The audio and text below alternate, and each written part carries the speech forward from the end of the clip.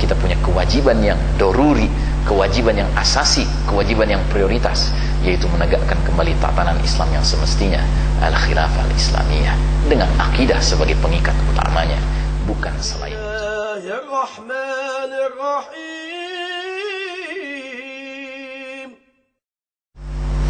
Bismillahirrahmanirrahim. Alhamdulillahirabbil alamin. Wassalatu wassalamu ala asyrafil anbiya'i wal mursalin wa ala alihi wa ashabihi ajmain. Saudaraku rahimakumullah, setiap tahun bila kita memasuki bulan Maret, sepatutnya ada sebuah perenungan yang kita lakukan. Mengapa? Karena di bulan Maret, khususnya tanggal 3 Maret tahun 1924, telah terjadi sebuah peristiwa yang menentukan nasib selanjutnya umat Islam sedunia. Ada apa pada tanggal 3 Maret 1924 itu?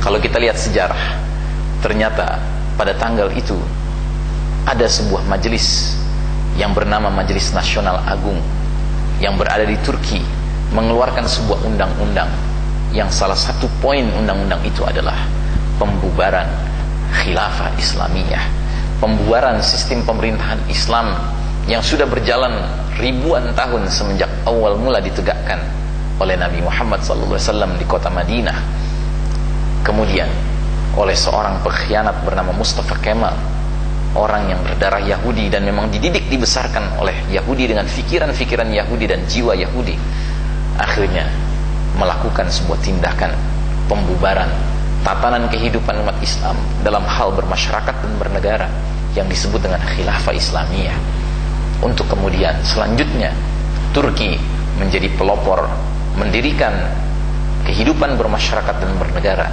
yang sama sekali berbeda dengan konsep negara akidah yang selama ini dikenal umat Islam. Konsep selanjutnya yang dibangun adalah konsep nation state, negara kebangsaan. Dan semenjak 85 tahun yang lalu itu, dunia Islam menjadi laksana anak-anak ayam kehilangan induk, menjadi laksana anak-anak yatim kehilangan ayah, dan menjadi laksana gelandangan yang kehilangan tempat tinggal, kehilangan rumah pribadinya. Nah, saudaraku rahimakumullah, namanya gelandangan. Gelandangan, betapapun gelandangan, adalah manusia. Dan yang namanya manusia akan senantiasa melakukan struggle, perjuangan.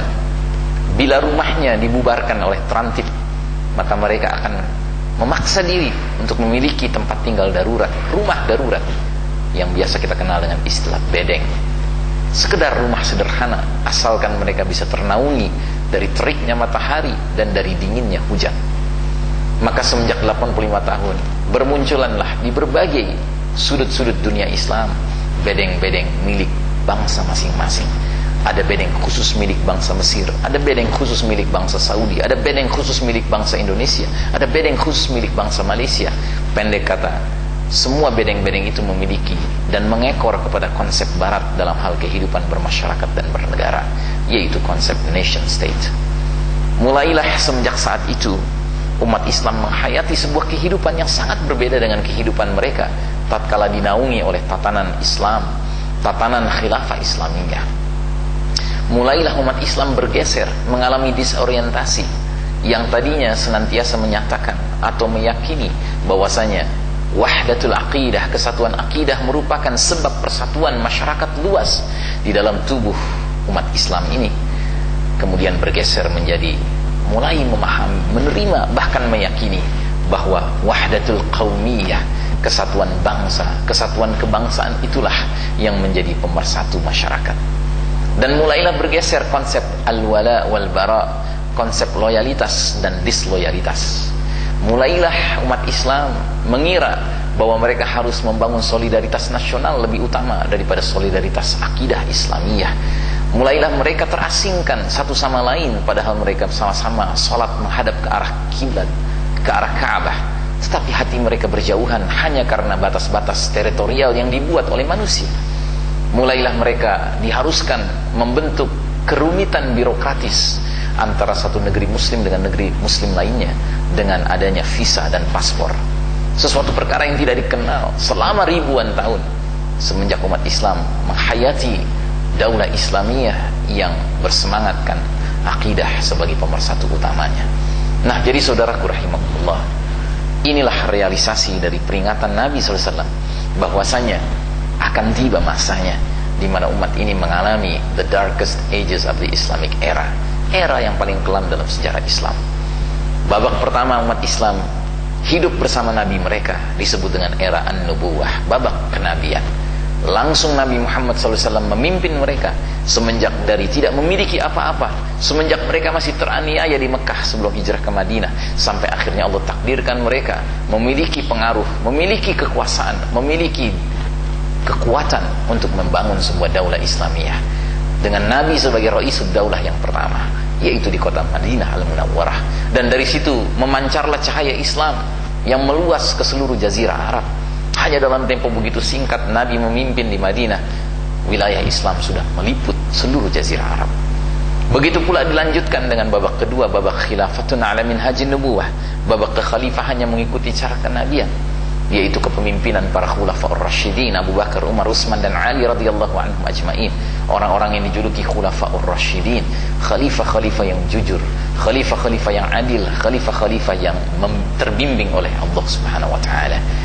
Selanjutnya sesudah itu muncullah era mulkan adan, para raja-raja yang menggigit, yaitu para pemimpin-pemimpin Islam, khalifah-khalifah yang dalam pola suksesinya menggunakan pola kerajaan, tetapi masih menjunjung tinggi Al-Quran dan Sunnah, masih menjunjung tinggi sistem khilafah Islamiyah. Namun setelah tahun 1924, umat ini memasuki babak yang keempat, kata Nabi, babak mulkan jabariyan, babak para raja-raja yang memaksakan kehendak, yang sekaligus mengabaikan kehendak Allah dan Rasulnya. Inilah babak yang sedang kita jalani sekarang, saudaraku. Babak di mana Allah mencabut giliran kepemimpinan umat Islam terhadap seluruh umat manusia, sehingga sekarang giliran kepemimpinan berada di tangan kaum kufar. Mereka langsung memimpin dunia ini dari Baitul Abyad, dari Gedung Putih. Itu pun bukan pimpinan yang sebenarnya. Di belakang layarnya Al-Yahud, Zionis yang mengatur mereka. Jadi saudaraku rahimakumullah, belum pernah umat Islam mengalami kepahitan seperti yang mereka alami sekarang ini. Sudah 85 tahun kita hidup, saudaraku, di dalam bedeng-bedeng kita. Dan sayangnya, saking lamanya perjalanan hidup di bedeng-bedeng yang asalnya sederhana, asalnya darurat ini, lama-kelamaan sudah mulai bermunculan saudara-saudara muslim kita yang merasa kerasan, merasa betah di dalam bedeng-bedeng itu. Bahkan sudah mulai lupa bahwa ini adalah rumah sementara.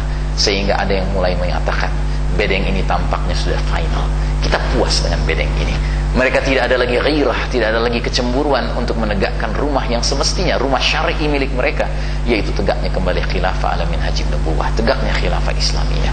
Saudaraku rahimakumullah, janganlah tertipu. Kita masih hidup di bedeng-bedeng, kita masih tinggal di rumah-rumah darurat, dan hendaknya kita pelihara ketidakbetahan kita di dalamnya. Supaya apa? Supaya kita ingat kembali bahwa kita punya kewajiban yang doruri, kewajiban yang asasi, kewajiban yang prioritas, yaitu menegakkan kembali tatanan Islam yang semestinya, al-khilafah al-islamiyah, dengan akidah sebagai pengikat utamanya, bukan selain itu. Demikianlah. Assalamualaikum warahmatullahi wabarakatuh.